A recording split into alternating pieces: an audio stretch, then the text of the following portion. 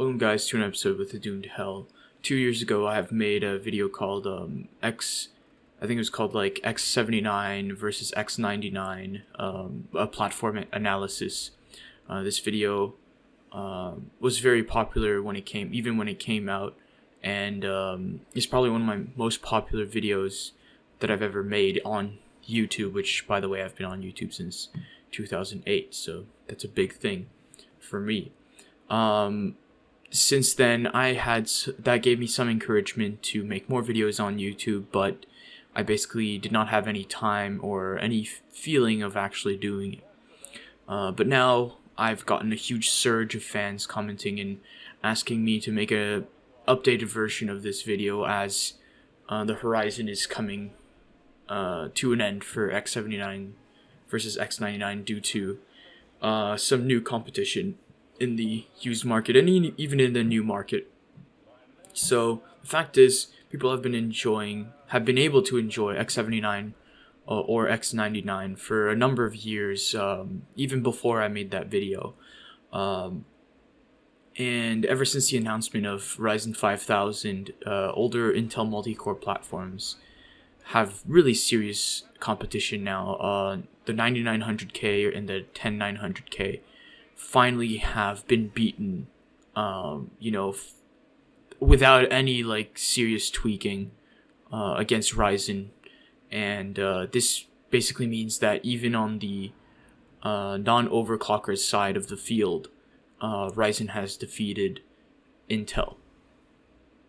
Because I'm sure that Ryzen 3000 was capable of defeating Intel, but benchmarkers and just simple reviewers have decided that for some reason Ryzen wasn't quite fit yet. Now that we're seeing frame rates exceeding Intel by quite a large margin, we can finally say that Ryzen has won. Now, what I'm basically saying is, if Ryzen 3000 was an upgrade over X79/X99, Ryzen 5000 is a paradigm shift. As it stands, this is how I see the landscape. So B550 X570 Ryzen 5000 is currently the king of gaming, and productivity is quite close to being the king, as it has beaten many multi-core processors and just defeating everyone. I mean, a 10-core 10900K or equivalent isn't capable of beating the 8-core 5700X. That's just bad news for everyone in terms of the used market and also for Intel. Z370, Z390, Z490 is right under Ryzen 5000, as it was the previous generation's king. Z370 is only notable because it was capable of running the i5 8600K and also the 8700K, which kind of set the benchmark for the mid-range performance, as they overclocked quite well, and most games really only realistically use up to 6 cores. I mean, that was back in the day. Nowadays, 8 cores will get you some benefits, but I personally think that 6 core is quite usable. If you're not kind of a enthusiast that also video edits and stuff like that, like a person like me, a power user, I guess, computer power user. I also believe that that Z370 has some chance of BIOS modding, which allows you to mod it into a Z390 board. Obviously not a Z490. I mean, that'd be crazy, but a Z390 is quite similar to Z370 in a lot of ways, and there has been a lot of talk if it was possible to BIOS flash it or BIOS mod it so that your Z370 components on the board would be able to handle a Z390 BIOS. As it stands, I don't have enough proof that every Z370 board can work with every Z390 board, and I don't even have proof of. I don't have any kind of list or any kind of tutorial to show you guys if there is any possibility of doing so. There's just a lot of talk on the forums of it, so it's just a possibility at this point. I'd love to research it some more if I had time, but the fact is, Z390 is looking to be soon to be the used market king. If everyone on Z390 who, you know, bought it 2 years ago or 3 years ago, actually 2 years ago, bought Z390s, I'm sure that they will be selling their boards for, you know, not too much and buy Ryzen 5000, or I mean Intel counterpart if Intel decides to finally, you know, rise up from the grave. After those platforms, I would say the close third and fourth places would be X299 and the original TR4, original Threadripper series. X299 is pretty simple. They're still on a similar architecture to Z390/Z490. They support lots of cores, and they're also capable of overclocking pretty well with some AVX clock tweaking, because apparently there's a lot of AVX offset issues when overclocking Skylake X. X299 has also some advantages. Firstly, it's running quad channel setups, which means that running 32, 64, 128 gigabytes of RAM in an overclock setting isn't necessarily less stable than on a Z390 or Z490. TR4 and also the PCIe X16 counts are quite high on X299, up to 44, which is actually quite nice. Now TR4 has a couple of advantages itself as well. Threadripper 12 core and 16 core, the original 1920X and 1960X, I've seen them go down in price every couple months, and so that's quite nice. It means that you can get finally 12 to 16 modern cores with a decent little budget, so that is very nice for us enthusiasts. However, Threadripper doesn't quite overclock as well as X299 and Z390, Z490, even in the RAM settings. So even if you were trying to get some performance out of your RAM, I would suggest X299 in that aspect. Then finally is your lower end tiers. X79 and X99 are the runner-ups against X299 and TR4. And in terms of basically everything, they're doing really well. I mean, you can still have a lot of cores on X79, X99. You can have as many cores as modern consumer-grade motherboards and platforms. You have quite a lot of PCIe slots, a lot of overclocker boards, enthusiast boards on X79 and X99 have tons of PCIe lanes, allowing for lots of kinds of what would you call them, hardware to be installed. This is quite good for power users, and they just have a lot more pros than you'd expect, even in 2021 or late 2020 as it is today. Then finally you have X58, which competes closer to FX series processors, but also probably closer to your first couple quad-core Sandy Bridge, Ivy Bridge. Even Haswell, X58, does quite well against those because of its multi-core. FX is kind of behind there due to its poor IPC, but makes it up with a couple of nice legacy features, mostly. And then finally, in last place, you have your Core 2 quads, Phenom 2s, which don't really compete with any new computers. They're just so old that they barely even compete against your first couple i3s. So yeah, that's kind of how I see the landscape today, if you guys were wondering. Now this is what you need to know about X79 and X99, okay? In terms of single core performance, Sandy Bridge, Ivy Bridge, Haswell, and Broadwell, all the big names on those platforms, they're still very competitive against Ryzen 2000 and previous generations.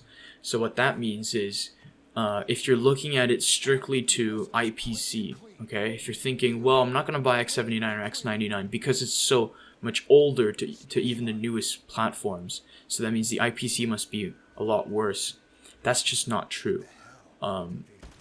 Haswell and Broadwell specifically had very little disadvantage against even Skylake Ryzen 1 and 2. Ryzen 3000 had a little bit better IPC, but realistically people would probably rather 9900Ks and 10900Ks due to their better overclocking. So that's where my argument for Haswell and Broadwell is. Sure, they don't overclock as much as 9000 and 10000 generations, but they make up with okay overclocking and a lot of features which you would typically get on your server boards, such as a lot of PCIe lanes and all that kind of good stuff. That said, they're also much cheaper than Ryzen 2000, Ryzen 3000, Ryzen 1000 even is still kind of expensive on the used market. That's where I would make the argument. Then even if you looked at Ryzen 1000 versus Broadwell, well, Haswell and Broadwell, even Sandy Bridge, the argument is that you can overclock those CPUs. It's really easy to overclock them, and they typically get just as much FPS and sometimes even more FPS in a lot of games. And so that's where the argument is. That's where x79 and x99 stand. People that tell me, oh, you know what, I'm not going to buy those platforms because of that, they're just simply arrogant. They're simply thinking, marketing wise, they're old CPUs. Why would I buy an old CPU? That's not how it works. Yeah, let me just think here. So the real advantage with what I would say Z490, Z390, and Ryzen, specifically 2000, 3000, 1000 had horrible RAM overclockability. RAM is quite important for a lot of people. DDR4 is not the easiest to overclock, especially in its early days. And X99, oh, even X79, because X79 didn't even have DDR4 overclocking, but X99 had horrible DDR4 overclocking. Just absolutely horrendous. I mean, I didn't really talk about this in my original analysis, but when you're clocking in at like 3200 and that's basically your limit for your motherboard, that's kind of sad compared to the 4000s and 4500s that we see on Z490 and modern motherboards. Now Ryzen won't clock that high, but even in terms of cast latency, I'm pretty sure your typical X99 will not be that tight in terms of latency, and it's not even an XMP. It's not even an XMP issue. Like, even if you had good XMP, it's not going to necessarily do that. So that sucks. And yes, technically, if you're looking to future-proof as a possibility of, upgrading your system freely, purchasing a Ryzen-based is not necessarily worth it. Because, you see, we did say back in the day that AM4 would be the new future-proofing platform. I actually bought AM4 back in the day on the Ryzen 1000 because I saw the potential of the 1700 being a very cheap CPU and not necessarily having a better bin, not necessarily having a worse bin over your 1700 and 1800Xs. So I ended up buying AM4, and the truth is, even though I have an AM4 platform and your Ryzen 5000 are on the same amount of pins, BIOSes are just not compatible, and it just becomes a little bit of a clusterfuck in terms of trying to run newer CPUs. So on that aspect, I would say that future proofing as it used to be is pretty much dead.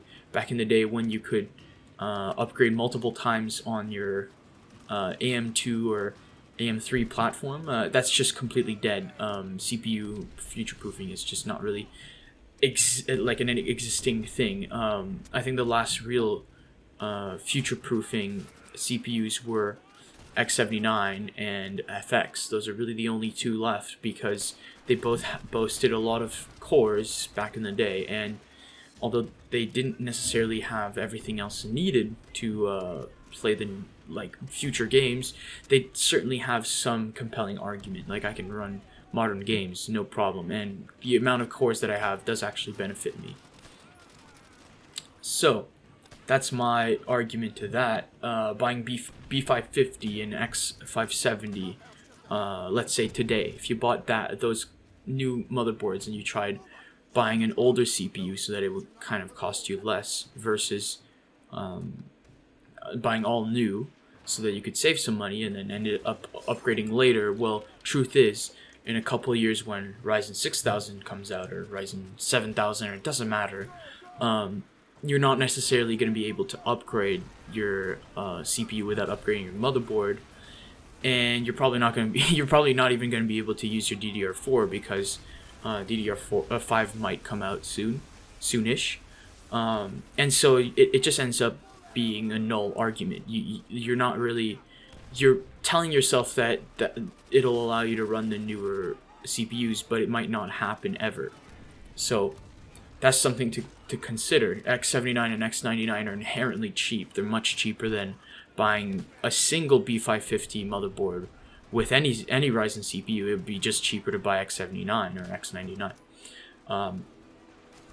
So yeah, base boys buy X79, and idiots or noobs buy Ryzen 5000. That's just a fact. Unless you're running for, unless you're a benchmarker, you're trying to get a good setup for whatever reason you need it. So like a power user that's looking to make benchmarks for graphics cards, stuff like that, or you're just looking to beat some overclock records, then I can kind of see the argument of 5000. I mean, 5000 is the first Ryzen CPUs to actually overclock well, so I can kind of understand that aspect.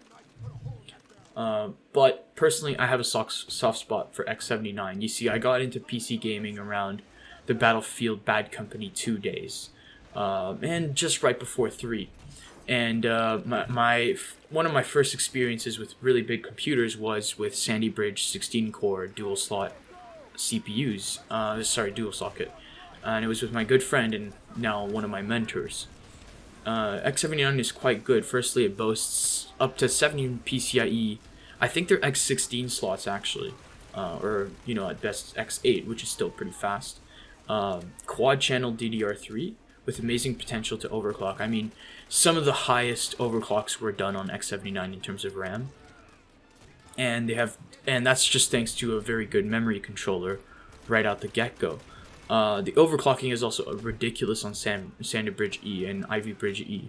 And then the VRM setups are inherently very good on X79. Don't have to look very far and you can get extremely good VRMs. And you know what? The price is cheaper than low-end modern motherboards, like brand new motherboards, which means that, there's no point of not going X79. I mean, cheaper motherboards, better quality motherboards than a lot of new motherboards. Like, what's the point, right? And even we have 6-core binned overclocker CPUs, which is not something you see on Ryzen, that's for sure. Ryzen doesn't give you 6 cores up to 4.2, 4.3 gigahertz. So that's, quite a shame for Ryzen, but an advantage for X79 inherently. You can also buy 8 cores, up to 8 cores with BCLK only CPUs. There's server CPUs as well, which are inherently cheaper because they were sold so many. And then you can also go up to 10 cores with a lock turbo boost of up to 3.8 gigahertz. That's one thing that's very incredible with Sandy Bridge and Ivy Bridge. You could get 10 cores running almost 4 gigahertz on the dime. I mean, I could buy one for 20 bucks. No, sorry, not 20 bucks. 200 bucks, sorry. I need to add a zero. In Canadian, of course, which means it's cheaper for us American, some American audience. Some of the American audience. Sorry, I'm getting tired. And they can also be overclocked. I've read something somewhere on the forums that with custom BIOSes you can actually overclock them, but you'll have to do a little homework for that. X79 is probably one of the most solid platforms you could have bought. In terms of all of its specs, they were really high up, even against X99 when that came out. The specs were not much of a bump. Up until X299. I'd say X299 is a very decent upgrade over X79 in terms of what kind of generational bumps you get. There's just enough to make an argument there. But of course, the price is a lot higher on X299 even today.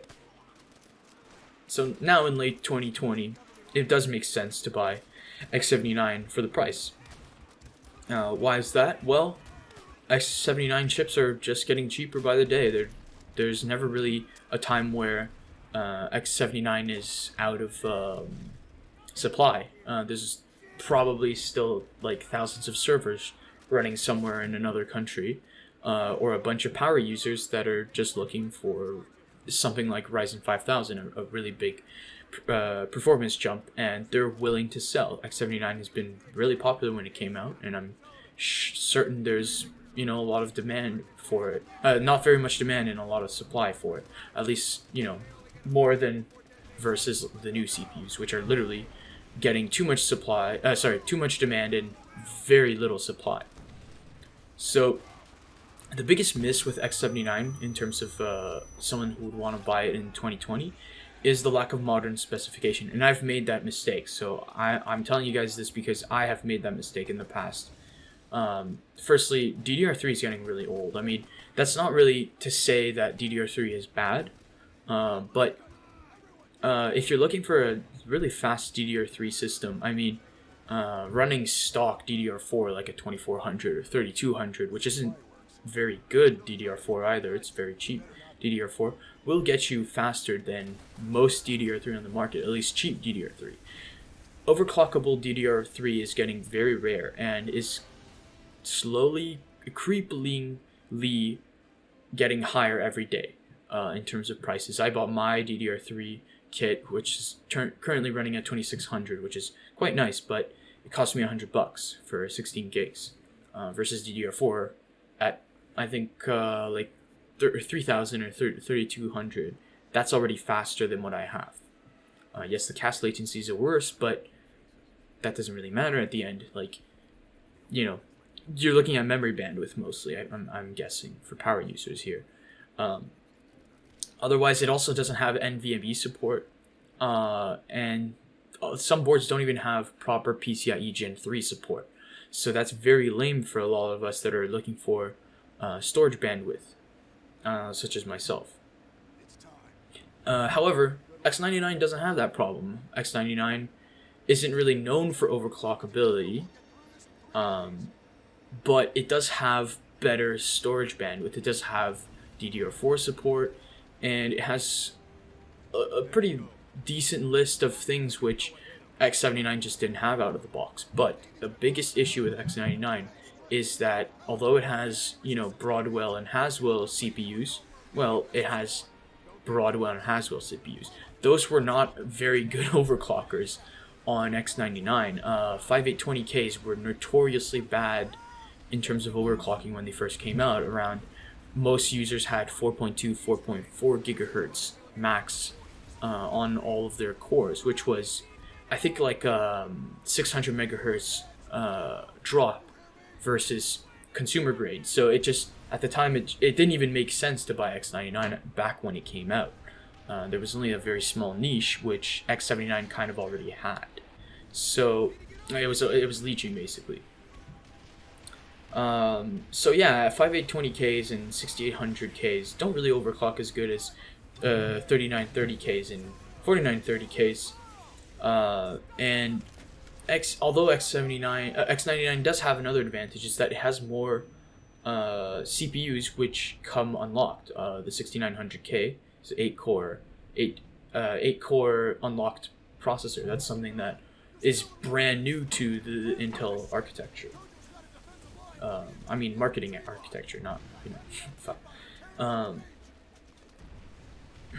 now, an 8-core Haswell CPU, in terms of the extreme editions, was actually rather good for overclocking compared to Ryzen peers, which 8-core Haswells do rather quite well in modern gaming.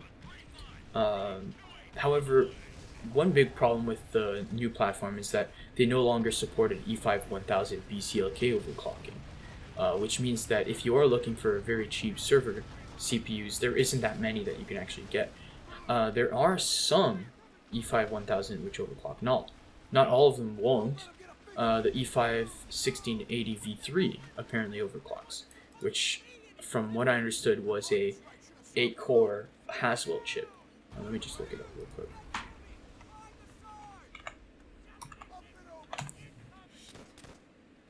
Yeah, 8-core Haswell chip, which overclocks. To my knowledge, of course. And their DDR4 controls were horrible. That's another problem with X99 that X79 just doesn't have. If you're looking to max out any DDR generation, I would suggest X79. X99 just didn't have any good memory controllers on their CPUs, and so DDR4 was limited to 3600 megahertz at most, I've heard, and really, really horrible cache latencies. And another issue is that X99 just didn't have as many overclocking motherboards as X79, or at least from what I understand, since I can't really find that many. There's a lot of really poor ones, which don't even overclock that well, but in terms of X99, it's very important to have very good VRMs for your multi-core CPUs. I mean, they're first unlocked multi-core CPUs, and it takes a lot of tweaking to get to the good results that actually beat out some Ryzen CPUs. So it's very important to have a very good motherboard for X99, much more so than X79, I'd say.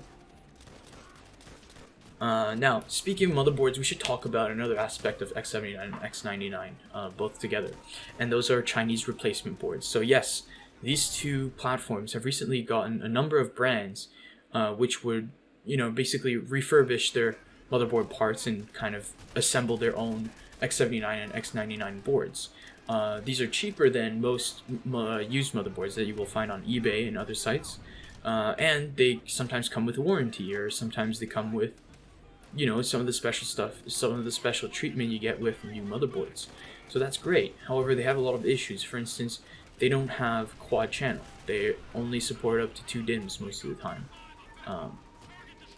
They also only get 2 PCIe slots, and sometimes not even 2, just a single one. And their BIOSes are not very good either. I haven't heard any good news about their software recently, but from what I understand, they overclock very poorly, and their VRMs are just horrible. So, although all these issues, they still are quite excellent if you're, someone trying to build servers or for very cheap, or if someone is looking for a multi-core system on the dime. I'm sure they cost a lot less than Ryzen, and they probably have some advantage in terms of price to performance. Other cool stuff about X79 and X99 is the exotic boards that we got on both of these platforms, especially X79. Excuse me. X79 was the last platform to ever get a dual socket overclocking motherboard, which was the EVGA SRX, one of my favorite motherboards ever, after the X58 SR2 motherboard. Both of these are some of my favorite motherboards because they are dual socket, as I've said, dual socket overclocking motherboards. They had tons of PCIe lanes, exactly what I love, and they were just amazing back in their day. They were true benchmarkers. Now, there is debate if there was dual socket X99 motherboards which did overclock. Some people are telling me that the new Chinese dual socket motherboards do overclock on E5 2000 and 4000. However, most people would say that that's not possible since these two kinds of CPUs were locked out of the factory. Some more research has to be done. SRX was basically the last of its kind in terms of dual socket motherboards. EPYC is overclockable on dual socket. However, EPYC has never had a brand to try to make an overclocking motherboard. That's where the SRX is. The only thing we have closest to the SRX was the recent Intel SR3 motherboard on the Intel 622. However, that was more of like a 2 CPUs on 1 die kind of setup, and I think that's for a lot of reasons. It was done for a lot of reasons, such as thermal dissipation and it probably has better power management as well. If SR2 is the forbidden fruit in terms of price and even some performance. I mean, it's not necessarily the best performing motherboard. SRX is like the one that got away because there was such a low supply of these boards when they first came out. I mean, I've been looking for months and I've not found a single SRX motherboard ever. I have found multiple SR2 motherboards. Not recently, but at least last year. Otherwise, x79 slash x99 is still a meta platform and gives reasonable amount of cores for a very good price compared to Ryzen chips. However, if you're looking for comparable frame rates and frame times versus Ryzen 5000, there are currently no competitors, meaning you should just buy 5000 honestly and suck up the price.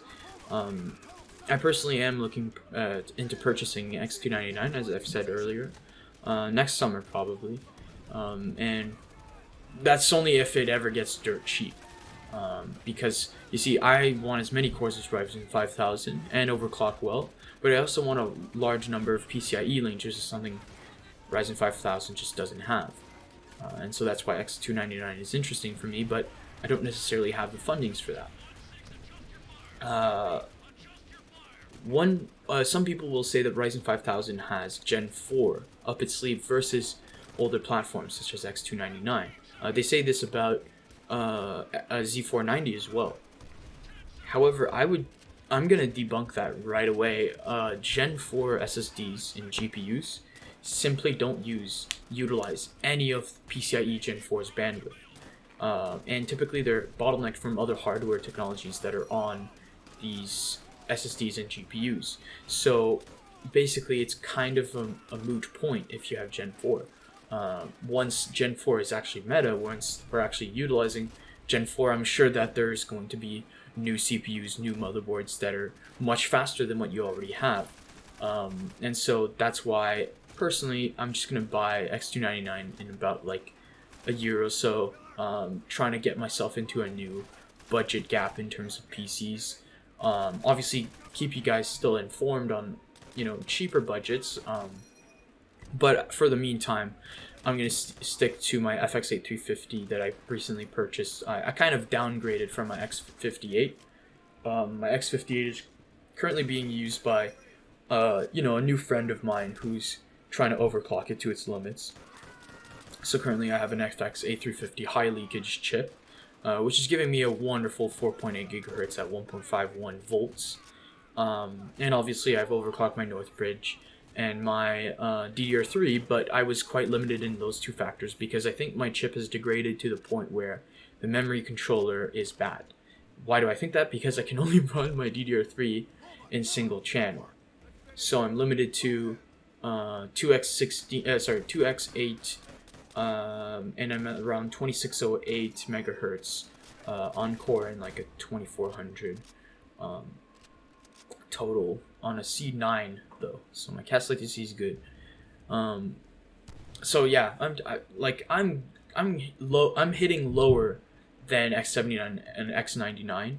I will soon be aiming much higher than those two chips, but I think that X79 and X99 are a good balance between those two chips, and I think that most of the viewers listening to me today are looking into buying these two chips. There's literally no alternative to these two chips, chipsets, I mean, and I think it's the better of the deals. I don't think I would ever buy Ryzen 2000. I don't think I would ever buy Z170 or Z270 because of the low amounts of cores. I think X79 would be the best bet, and X99 would be a slightly less cost-effective bet while still giving decent performance.